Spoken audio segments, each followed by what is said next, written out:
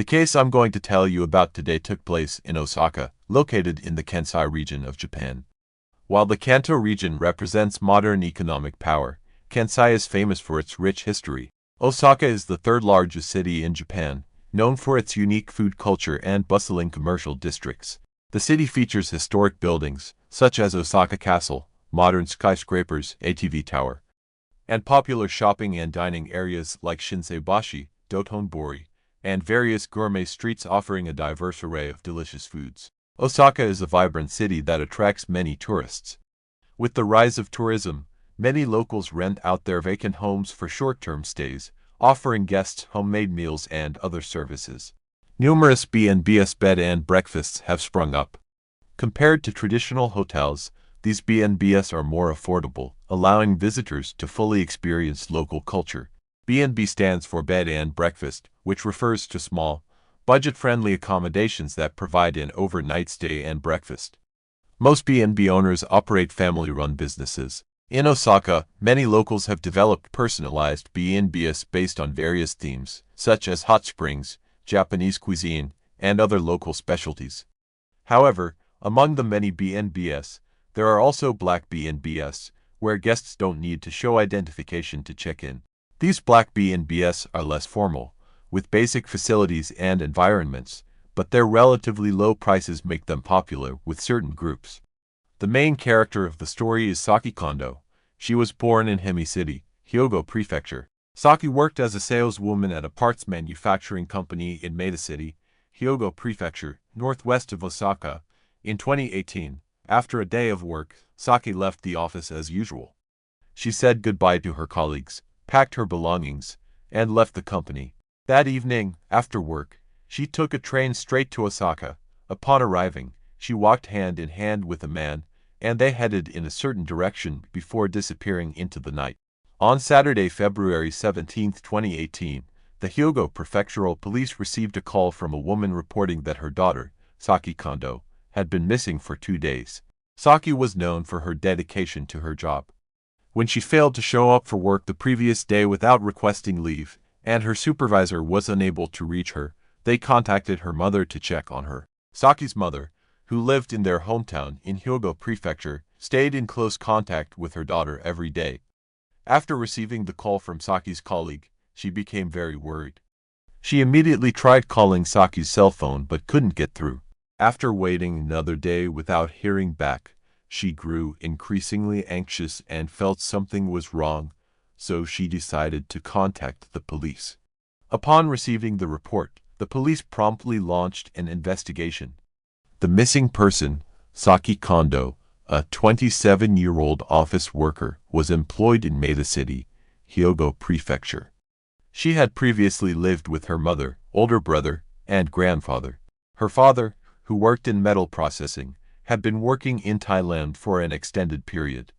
It was rare for him to have the opportunity to return home and reunite with the family. Almost every year, Saki's family planned a trip together to visit her father in Thailand. During these trips, Saki developed a strong desire to travel abroad. Determined to pursue her passion, Saki worked hard to improve her English, hoping to visit more countries in the future. Over the years, she attended a prestigious all-girls private school in Hyogo Prefecture with excellent academics. Performance-wise, she joined the school's brass band club and lived life to the fullest each day. From a young age, Saki placed great importance on language learning, particularly English.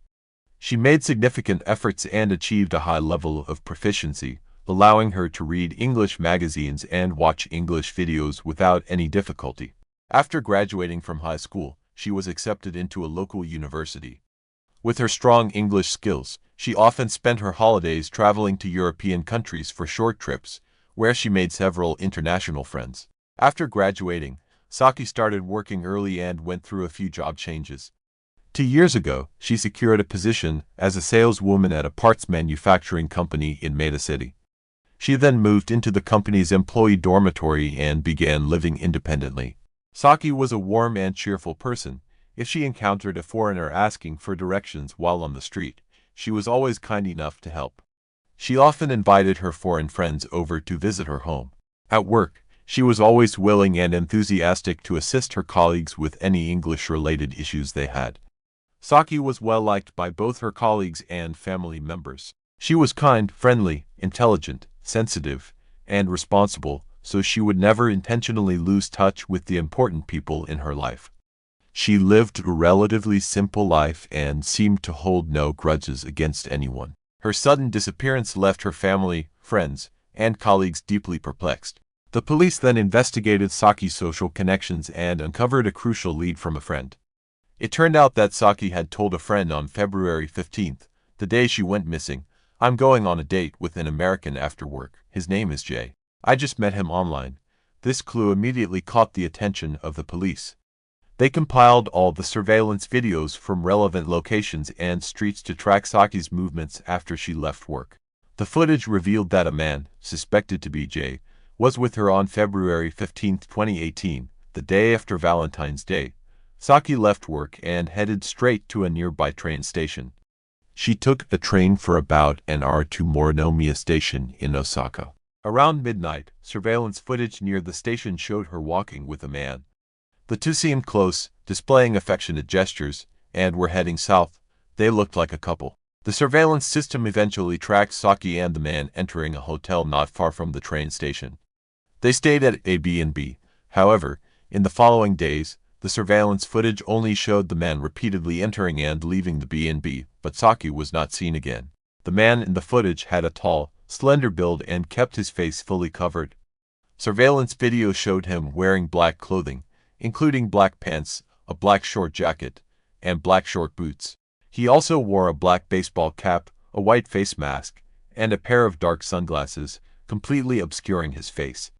It seemed like he was trying to hide something. Additionally, for reasons unknown, he was always seen carrying a large backpack when entering and leaving the premises, which looked quite suspicious.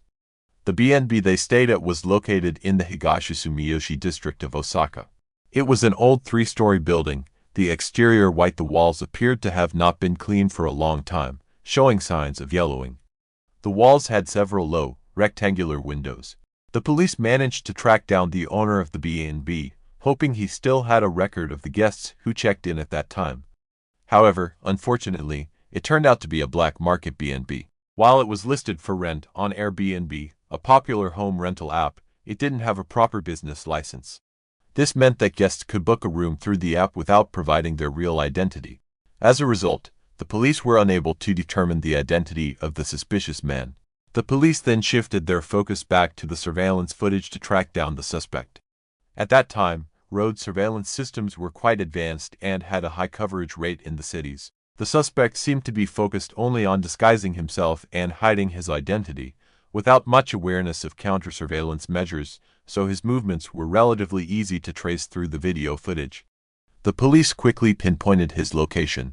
A few days after Saki's disappearance, the suspect had left Osaka, moved to several other B&Bs, and was currently in another city.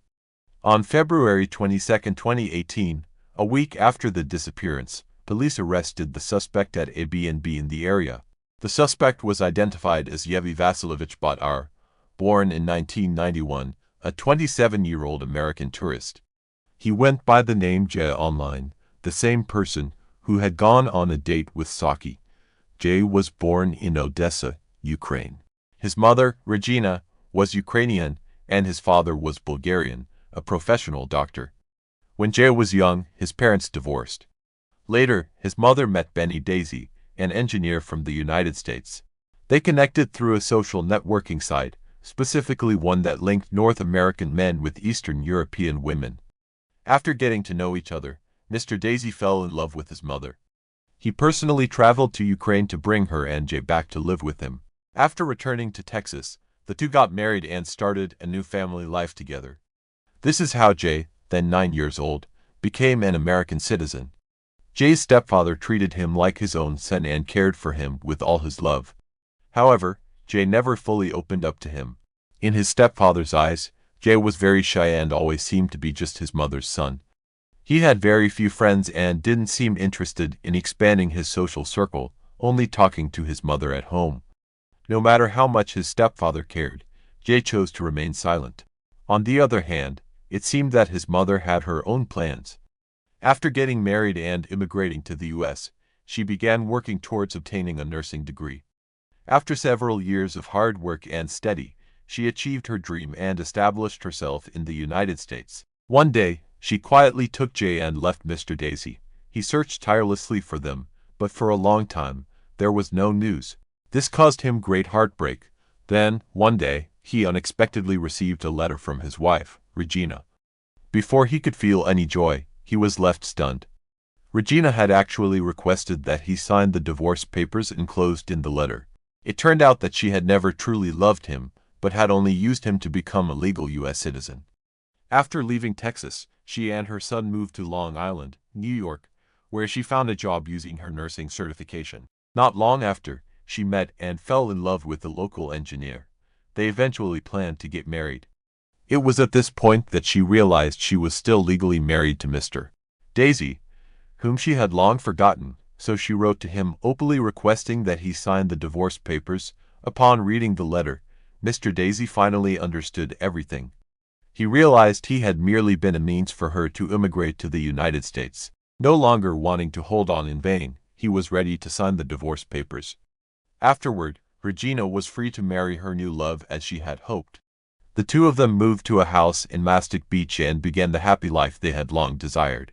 In 2007, Jay enrolled at William Floyd High School in the area and excelled during his 4 years there. After graduating in 2011, he voluntarily enlisted in the military and successfully passed the exams.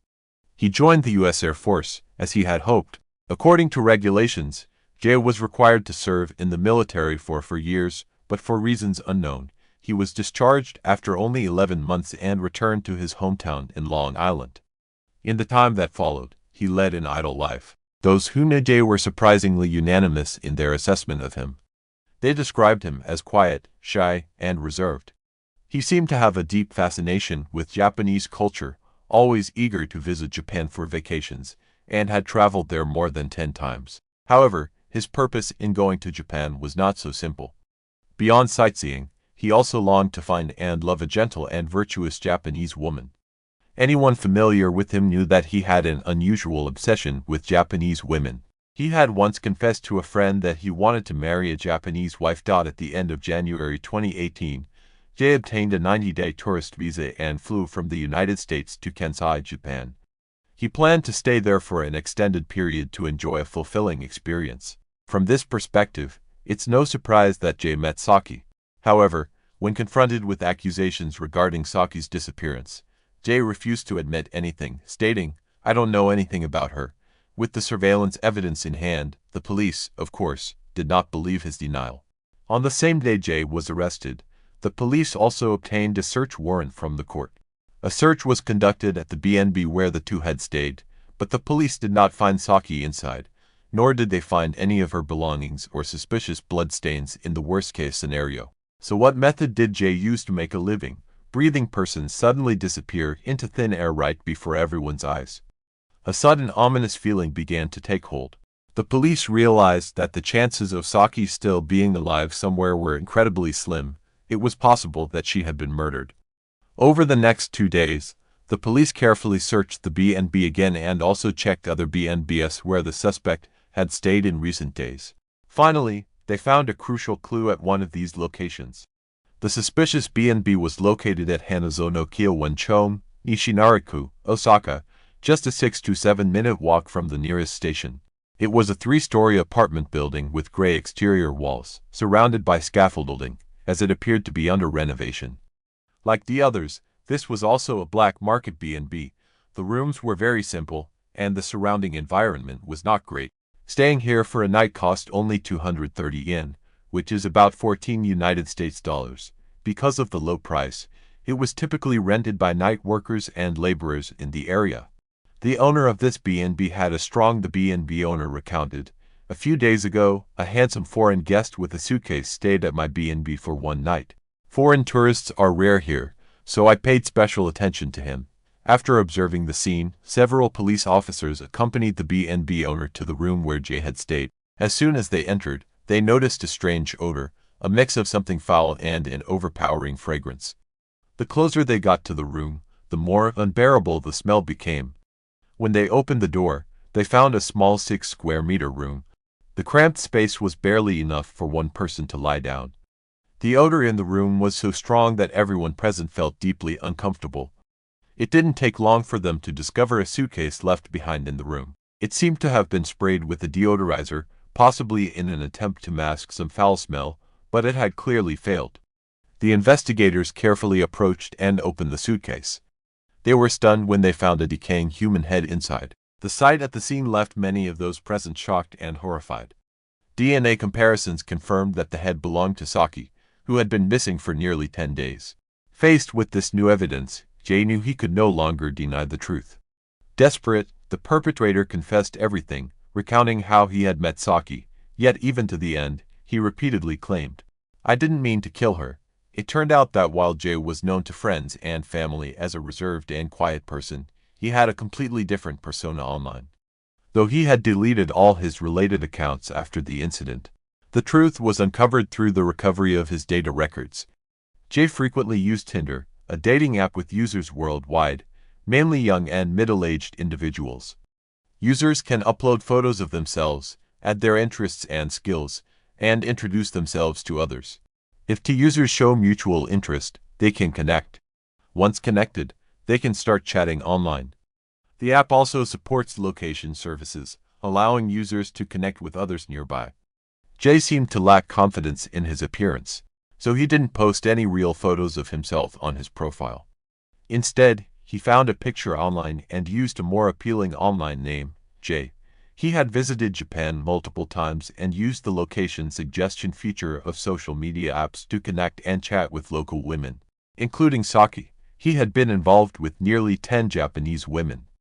Clearly unsatisfied with just chatting online, he tried every possible way to persuade them to go out and spend the night at a B&B to satisfy his desires. He was fascinated by a series of romantic encounters, engaging in one-night stands. In January 2018, Jay obtained a 90-day tourist visa for Japan and began his pursuit of beauty. This time, he chose the Kansai region, specifically selecting various black market B&Bs along the train line and frequently changing locations while meeting different Japanese women. On February 12, 2018, Jay checked into a B&B in the Higashikata ward of Osaka, planning to stay there for a week. During this time, he met Saki through a social app. Both Saki and Jay were the same age. Saki had a beautiful, delicate, gentle, and outgoing appearance, perfectly matching his ideal image of a Japanese woman. Saki also showed interest in the young foreign man. By chance, they successfully matched on the social app. Saki's English was excellent, and there were no communication barriers, so her enthusiasm quickly attracted Jay. After a while, they exchanged contact information and added each other as friends on Instagram. Days after chatting, Jay wanted to invite Saki to Osaka. However, Maa, where Saki lived, was 50 kilometers away from Osaka, requiring more than an hour by train.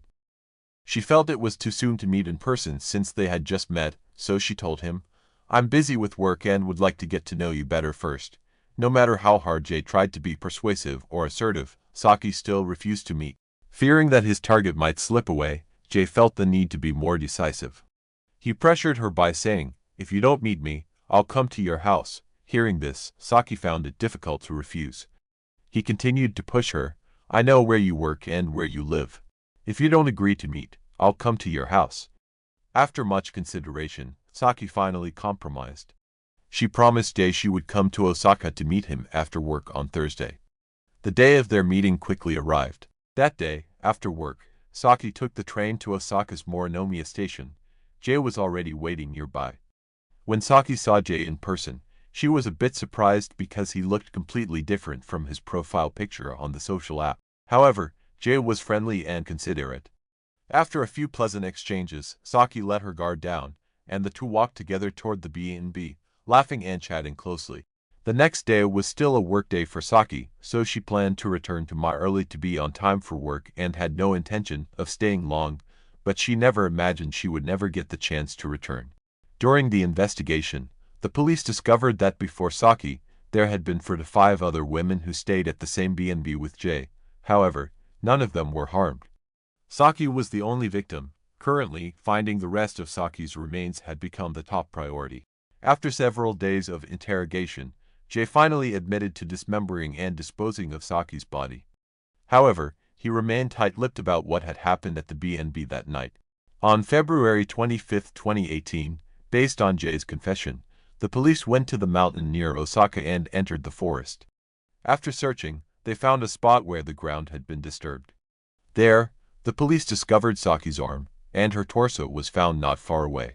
On the same day, Saki's legs were found in a bamboo grove in Kyoto.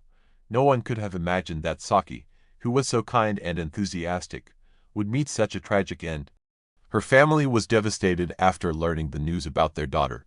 The forensic report indicated that Saki died from suffocation, but to this day, Jay still refuses to confess the truth. He appears very fearful and repeatedly tells the police, "I didn't mean to." The police speculate that the two may have had an argument at the B&B, during which Saki was accidentally killed by Jay. After realizing that Saki was no longer breathing, Jay became terrified. Once he calmed down, he started thinking of ways to cover up the incident. He quickly turned off Saki's phone to prevent her family and friends from contacting her. He then logged out of their social media accounts to hide their connection. Finally, he searched the internet for various methods to dispose of the body and carried out his plan. The next day, Jay went out with a large bag on his back and purchased a saw and a bottle of deodorizer. He extended his stay at the room for a few more days and quietly dismembered Saki's body in the rented room during the night. He disposed of her body parts in the mountains of Osaka and Kyoto. As for the head, the most easily identifiable part, he placed it in a suitcase and hid it in another B&B. To mask the odor, he sprayed a large amount of deodorizer in the room to prevent others from noticing. However, his efforts were ultimately futile. Strangely, Jay didn't seem to have any intention of fleeing Japan. When he was arrested, he was staying at a B&B in Nara. After the incident, he had ample time to escape and return to the US, but he didn't seem to have any such plans and continued his travels as planned. After hearing the news of his daughter's murder, Saki's father, who was far away in Thailand, hurried back to Japan. For the next year, he closely followed the developments of the case. He hoped the court would handle the case and severely punish the murderer to bring justice for his daughter. A year after the incident, in 2019, the case was tried at the Kobe District Court. Since it couldn't be proven that Jay had the intent to commit murder, he was ultimately convicted of two crimes, manslaughter and disposing of a body. Jay appeared gaunt in court. He continued to defend himself, insisting that he never intended to kill her and pleaded for Saki's family to forgive him. He repeatedly apologized, saying, "I will carry the burden of this crime until the day I die." However, no one believed his words. Although his intent at the time of the crime couldn't be determined, his actions afterward showed no remorse. Instead of turning himself in, he tried to cover up the crime by deleting accounts, dismembering, and burying the victim's body. These were all deliberate, selfish, and callous acts. Due to the clear evidence, the trial proceeded swiftly. On January 22, 2019, the Kobe District Court officially convicted Jay of manslaughter and other charges, sentencing him to 8 years in prison. This sentence sparked outrage among many people. Saki's family felt deeply disappointed, believing that the punishment was too lenient for the killer and that the truth had not been fully revealed. The trial ended hastily, with Jay remaining silent and uncooperative. They may never know why their daughter was killed. It's worth noting that in the past 2 years, this was the 8th illegal incident involving the use of B&Bs in Japan. The severity of this case brought attention to the issue of black market B&Bs among relevant authorities. Following the incident, Japan has made efforts to regulate the B&B industry. Today, privately managed B&Bs are required to verify the true identity of their guests to prevent black market B&Bs from attracting tourists and becoming breeding grounds for crime. As of now, Jay has served 5 years of his sentence, and he will soon be released in 3 years. However, Saki, a young woman who once had a bright future and dreams of traveling the world, will never have the chance to fulfill those dreams. Finally, let's be cautious with social media. Sometimes it can be a double-edged sword that negatively impacts your life. That concludes today's video, and I'll see you in the next one. Goodbye and take care.